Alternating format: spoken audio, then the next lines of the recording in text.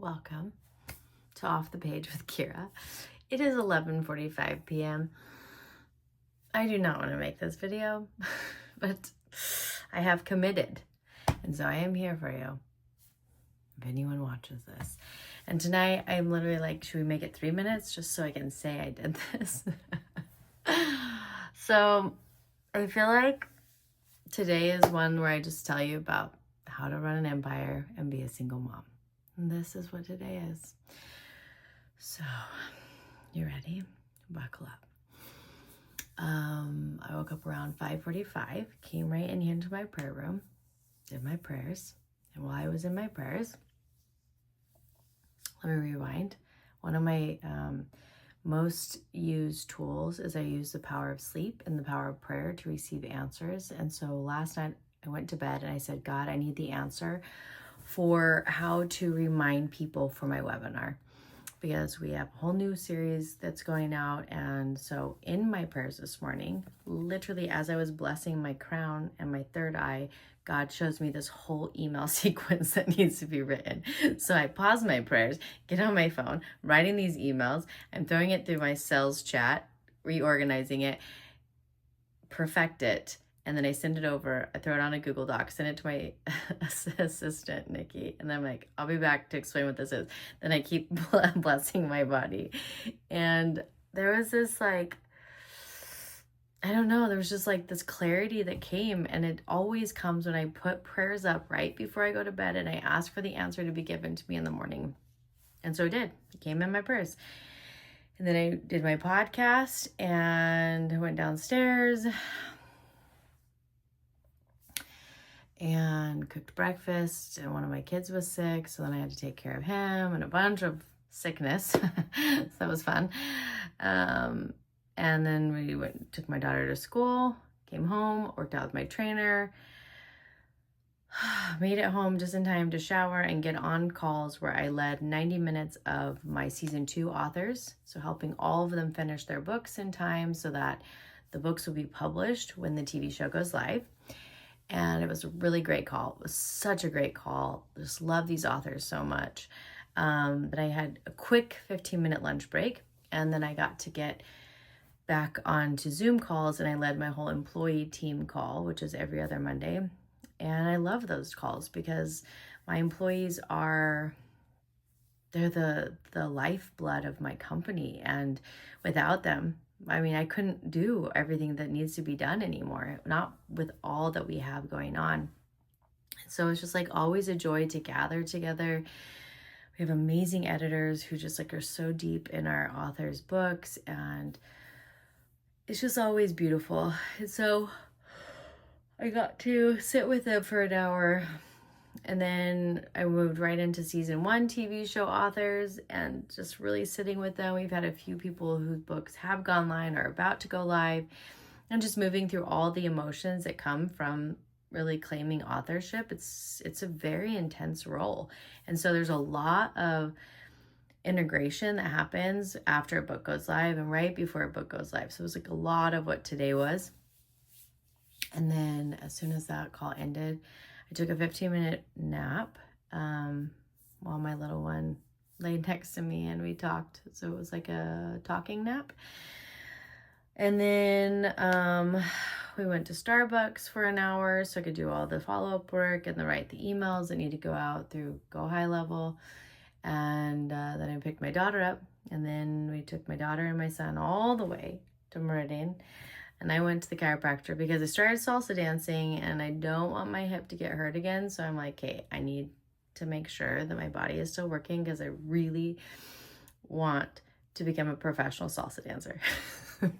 I'm just kidding, but kind of. But it's fine. Like, I'm not going to do that yet, but like maybe in a year, maybe. But like I need my hip to work well, okay? So so I went to the chiropractor, and then we went to the ophthalmologist. Ophthalmologist? Is that even a word? Oh my gosh. It's so late.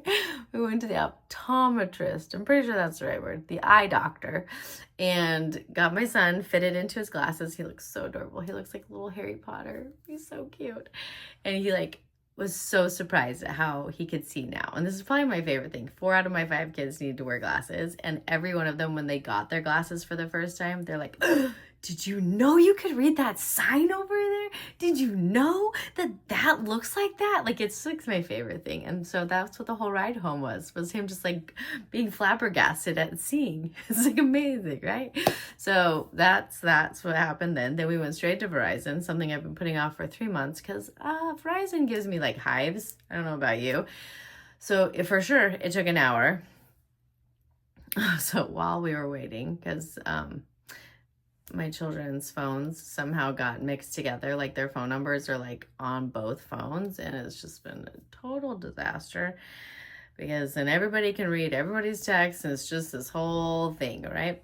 So we wait for an hour, and it was a full hour. So I pulled out my laptop, and this is where I am writing my emails, my Facebook posts, my Instagram posts, all at the same time as like Nikki's like trying to find this meditation that's on YouTube, but we can't find it.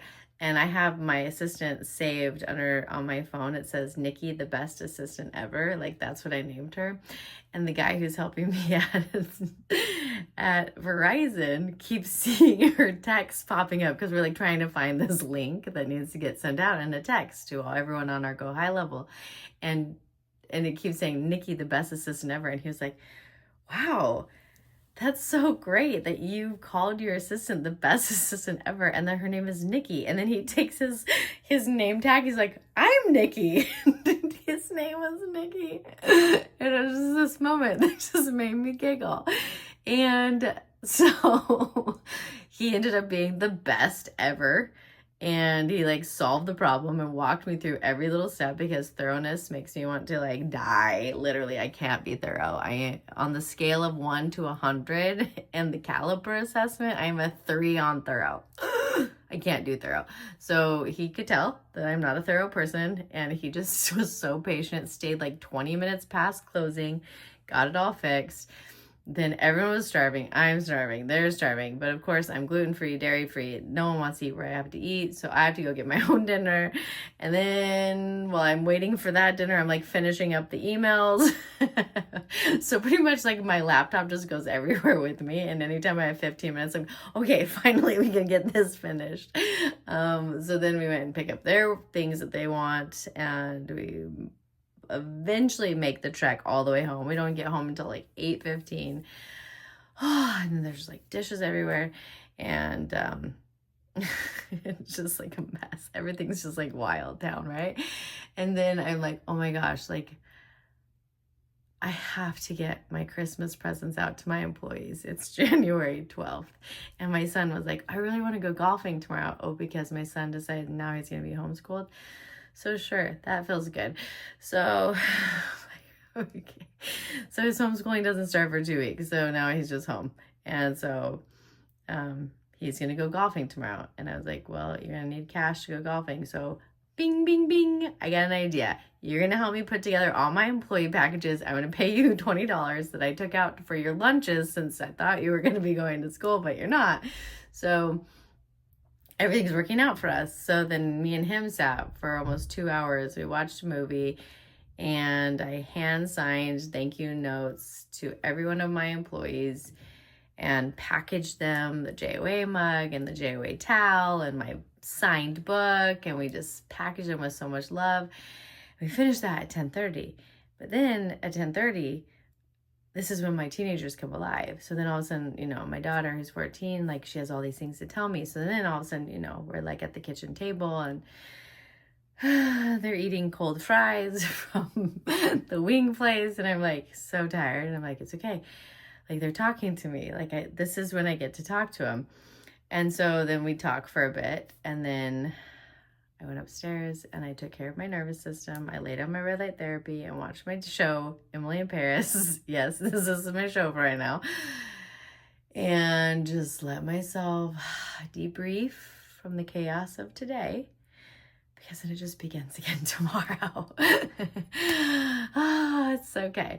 But what's exciting is that we launched a new ad campaign, and I feel so good about this new program. I'm so lit up about Author Made. This is a program that helps those who feel inspired to write a book actually step into the identity of becoming an author before they write the book. And this is so critical. I mean, I've helped hundreds of people write books, and I realized my magic isn't helping people write paragraphs or put an arc to their story. That's never been it. It's that I help people embody the identity of being an author. And by doing so, they just become authors. It's just like the thing, right? And so anyways, I finally created this program, finally, after all these years. Like, I saw it, like, oh wait, this is like my magic.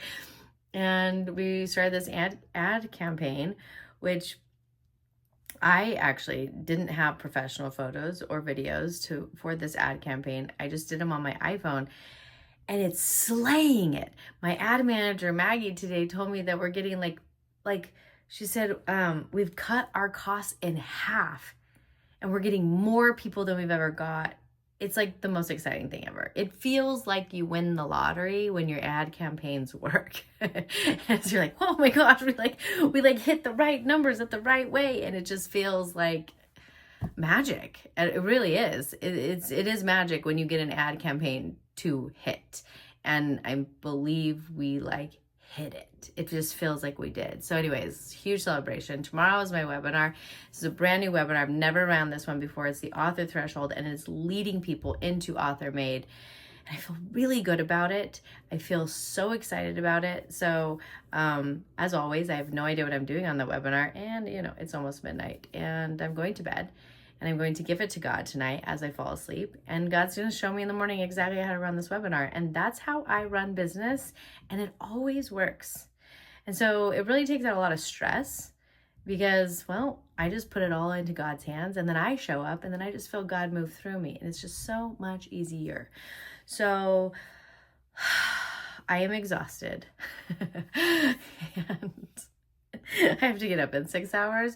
So blessings be upon you. I hope that this video made you giggle just a little bit. And I am just so grateful that I love, love, love what I do, that it gives me the most life ever, that I love helping people write sacred books, that I love running a publishing house, and that I love being a mother. And so this is an exhausting life, but I love it. And I'm pretty sure that just might be the secret to life. It's just love it. And if you don't love it, then shift things. And I have shifted things over and over and over when I don't love things. But right now, I really do. I really do love what I'm doing. And I'm so excited to get into my velvet sheets right now and pull my Lola blanket up all the way to my neck and go to sleep. So with that, I hope that you sleep well, and I will see you tomorrow.